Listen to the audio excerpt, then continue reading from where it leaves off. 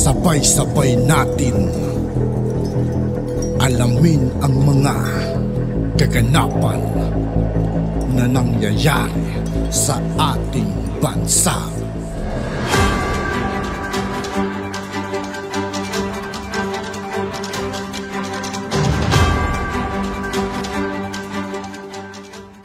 Luma na ng mga 10 years ago. Okay, so anong plano? What do we do now? Yeah, Don't tell me, basta aayusin na naman natin yung dike para masira ulit for the next one. Kailangan na may bagong plano. mayroon na po. We need a new design. Binabalidate na po namin, nakipag-usap po kay Secretary Manny Punoan na ang sabi po niya is isasubmit namin sa NDRRMC for the funding purposes. Puro to flood control, earth dike, slope protection, flood control, culvert, dike, shoulder. Puro sa ano ito eh. This does not include, how about yung ating what we refer to as lifelines? Lifelines, yung mga kalsada, yung mga tulay. Sir, yung hindi pa ho nakakaikot ng gusto yung public works po natin, sir, for assessment. Kaya For initial pa assessment. lang po to. Underwater pa rin ho yung... Ba't di lumalabas yung tubig? Yeah, oh yeah, of course. Congressman- Yeah.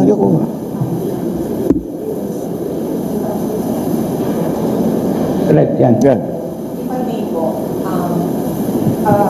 I'm Congresswoman Ana York Bondok.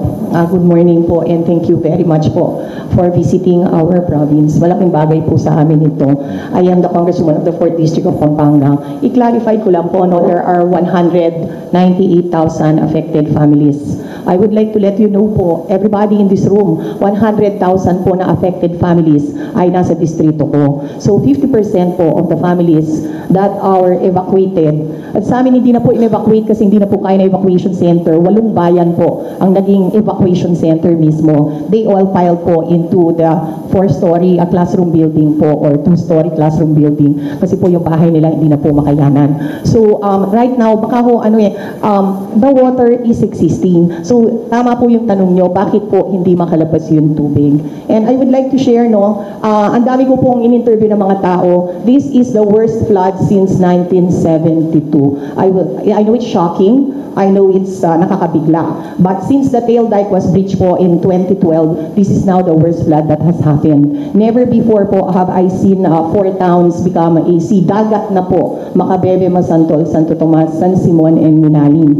Ngayon po, the level of rainfall that fell was actually normal. Normal rain. Normal bagyo. Hindi po siya abnormally strong na bagyo. So, upriver po, yung tubig na pumunta doon, okay lang. Pero sa downriver po, there was mysteriously a new source of water na bigla pong normally the baha sa baba takes days kasi bababa po yung tubig mula sa taas. Sa Santo Tomas po, 2 hours lang po at sa Palit and Minalin, 2 hours lang po, may tubig na. So mysteriously, hindi po galing sa taas yung tubig. There was some new source. And the water was so overwhelming po. And it remains to be overwhelming today that the NLEX was already breached, which has never happened po since bata pa po ako. I have never seen sandbagging or pumping out of water sa NLEX. Ito po talaga ang nakadisrupt po, hindi lang po sa province of Pampanga, but the entire Luzon business, security, safety, ay napinsala po. So our one and only road going to the north, to Metro Manila, ay hindi po nadaanan, and that is the NLEX. We have an alternative road, the MacArthur Highway, na dahil po sa problema, na-crush na po si MacArthur, and nobody can pass there up to this day. Abot kita po yung tubig last Sunday. So, I would like to say that this is probably the worst flood. Not in terms of agriculture po, yung sinabi niyo po, we are very grateful. Kaya lang po sa taas, where we mostly plant, which is Candaba, San Luis, luckily, maliit lang po yung seedling. So wala po masyadong nasirang rice. Though if you want to give help, okay lang po yun. But to be very honest po, it was not as devastating upstream. Yung downstream po. And today, we still have a lot of water. And kinatatakot ko po sa NLEX, baka po mag-last po ng weeks to months. And every time it rains, the same thing will happen. So sana po matulungan niyo po kami, and we are very willing to work with you po. Yeah, let's first. I'm happy that former Secretary Babe Singson is here because siya talagang pinag-aaralan niya itong takbo ng daloy ng tubig. Siya ang gumagawa ng plano para sa ating flood control. is there a particular reason why the water has collected and has taken so long to dissipate? Good morning, Mr. President. Good morning, good morning. everyone. I was just explaining earlier this morning kay former President GMA at saka kay Governor Pineda that really the reason for this is that the whole water system or waterways in Bulacan punong-puno na talaga. And therefore, the water that comes from Pampanga River hindi makalabas. Because the natural drain of all of the uplands or upstream water, ang pupuntahan yan Manila Bay. Okay. So since the waterways in Bulacan, because of the talagang excessive releases of water from both Bustos at Ipo Dam, talagang punong-puno yung Bulacan rivers. No? Hindi ho makalabas yung tubig galing Pampanga. So again, as I was proposing, the solution here, the permanent solution, is water impounding upstream.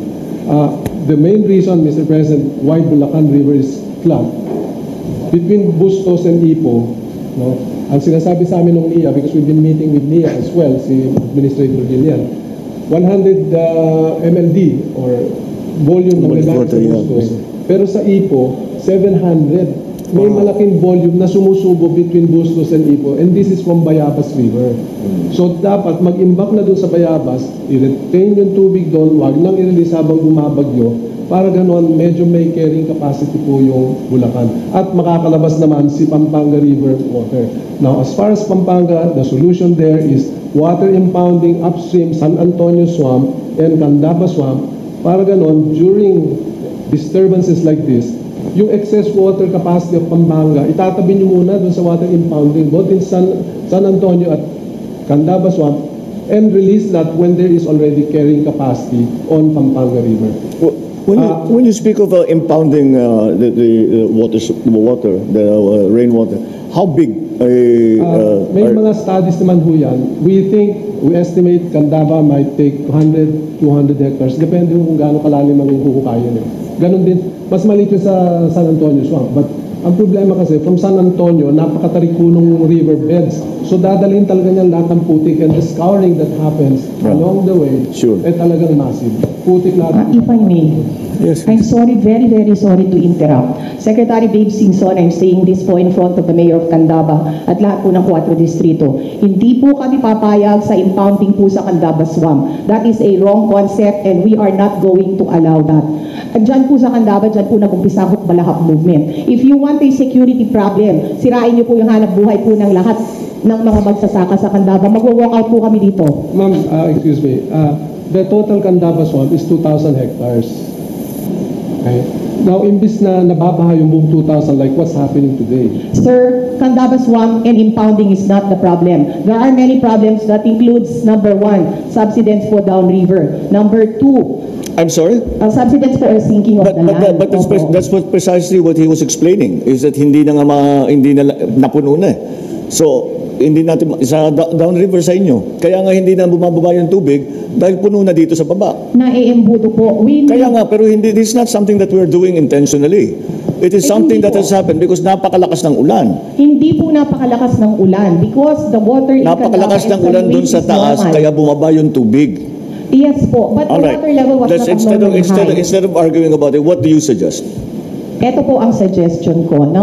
I will go, reasons, no? Sige na po, okay, excessive rain. But this is not the largest storm that ever hit Pampanga. Number 2 po, silting po. The rivers are silted down. Let me focus you a little more clearly. What is your objection to the plan as Mr. Babe Singson has just done? My objection to the plan, Candaba po, is this has been going on for a long time. What has been going on? Gusto po nila, yung tubig po sa Candaba, gagamitin po sa kanilang waterworks.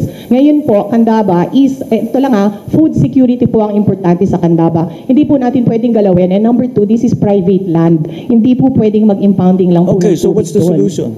The solution po is to continue dredging, to check po on the flood control plan po of the Bulacan Airport to make sure makalabas po yung tubig. Having supervised and administered all these dredging projects all around the country, they are temporary and exceedingly expensive. Sir, meron po kaming Korean loan that's going to happen. So sana po matuloy po yun. Everywhere that we dredge, bumabalik din eh. Hukay ka ng hukay, Tapos after 6 months, wala pang 6 months, puno na naman. Ang meron po namin is dredging with slope protection. That is the subject of our Korean bill. The siltation does not come from the slope. The siltation comes from upriver. Totoo naman po yun. It's upriver dahil nakalbo na yung mga bundok natin. So bumababa ang topsoil and kahit na i-dredge mo, bababa pa rin yan. So that's the problem. You cannot continue to dredge. Number one, I will tell you, first, it is a very temporary solution. It lasts for maganda na yung 4 to 6 months. Tapos magde-dredge ka ulit.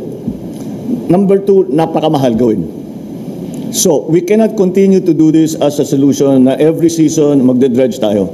Malulugi ang buong gobyerno kung yan lang ang gagawin natin. We have to find a long-term solution. Now, the Candaba Swamp is not being proposed to be used as for one thing or another except as an impounding to keep the water up here na hindi bumababa. Hindi naman sisirain yung hanap buhay doon. Swamp na nga eh. Dadagdagan lang ng tubig. So I know you feel strongly about it, but I don't quite understand why. Ito lang po, no, sa Candaba Swamp po, this is very important. Food security po ang Candaba Swamp.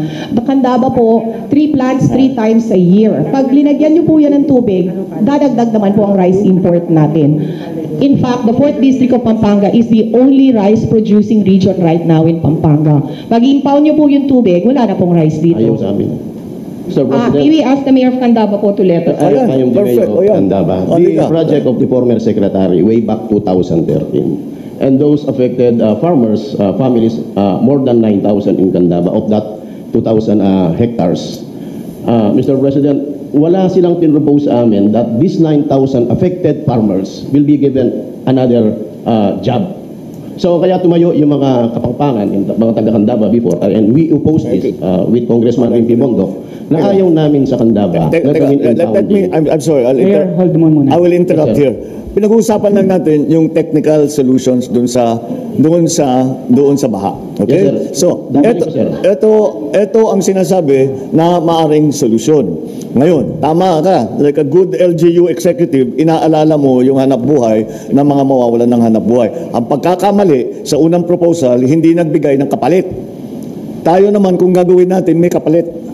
Hindi na wala tayong interest na sirain ang hanap buhay ng 6,000 na farmer. Di ba? So we will do that. But what we are trying to do right now is to assess the technical aspects of the flooding. Ano ba nangyari? Bakit hindi bumababa ang tubig? Ano bang maaari nating gawin? Ngayon, may epekto yan. Sasabihin natin, lalagay natin sa swamp. Paano nga yung mga nagtatanim doon? O di maghahanap tayo. We will find something else for them to do. We'll find another piece of land. Hindi naman natin sila pababayaan. Thank you. Pag nangyari yun, magre-resign na ako ng DA dahil mali na yun.